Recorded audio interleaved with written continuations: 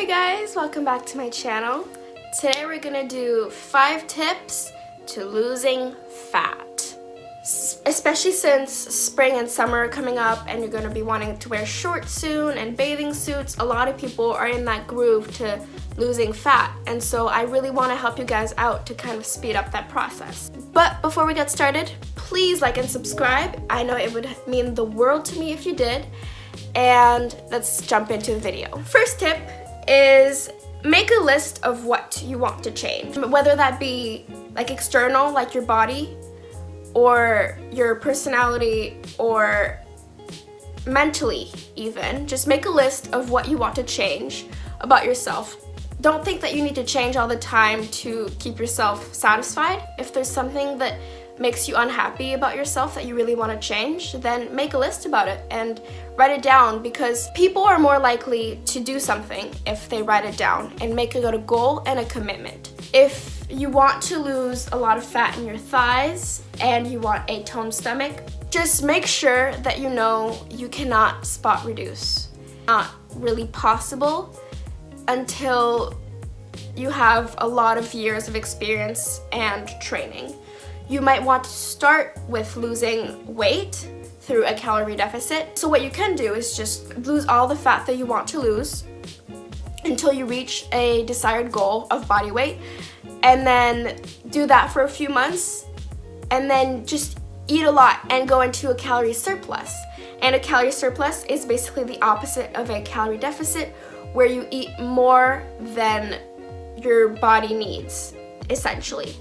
I'm a 5'2", 20-year-old woman, so I need around 2,000 calories to maintain my weight.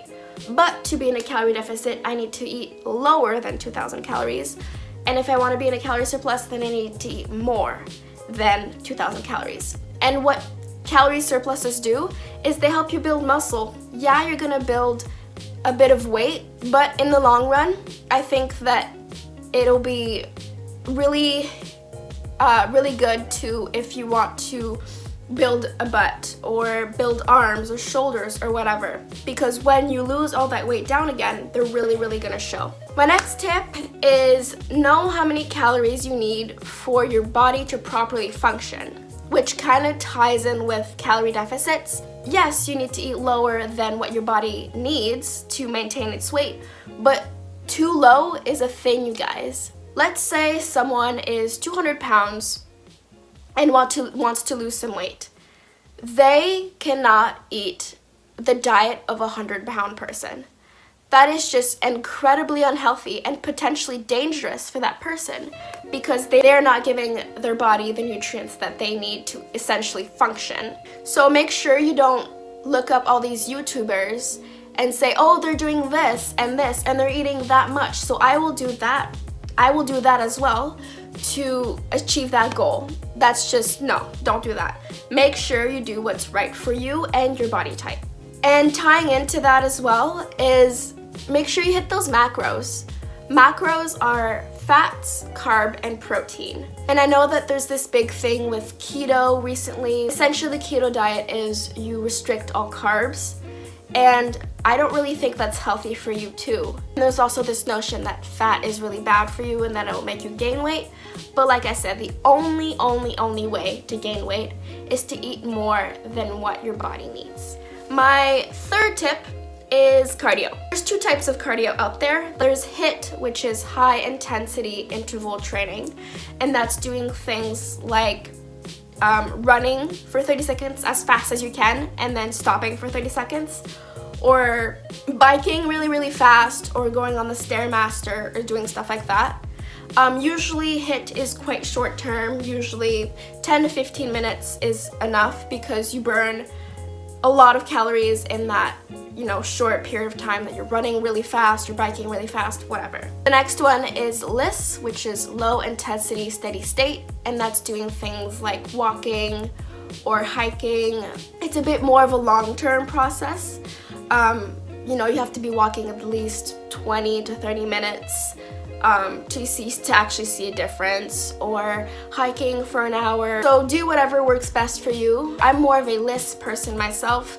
I really like to go on walks whenever I'm feeling overwhelmed or I have too much going on in my head, I walk a lot. I also walk to school every day, and that's at least an hour every day of like going back and forth to school and back. Fourth tip is check for imbalances in your body.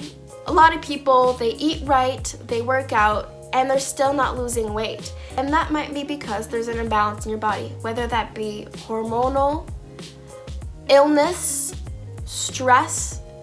All those things can dramatically affect your weight loss journey. If you feel really overwhelmed and stressed right now, go talk to someone, go talk to a friend.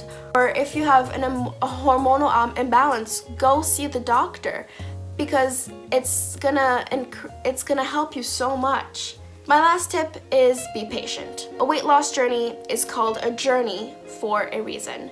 If you chart out all your progress, at the end of the day, it should look linear and going up. So just be patient. I know right now it might seem like it's taking forever until you're getting to what you want to look like and you want to get there fast, but it takes time. So that's it, you guys. I hope you guys enjoyed my video. I love doing kind of tips and advice on fitness and lifestyle.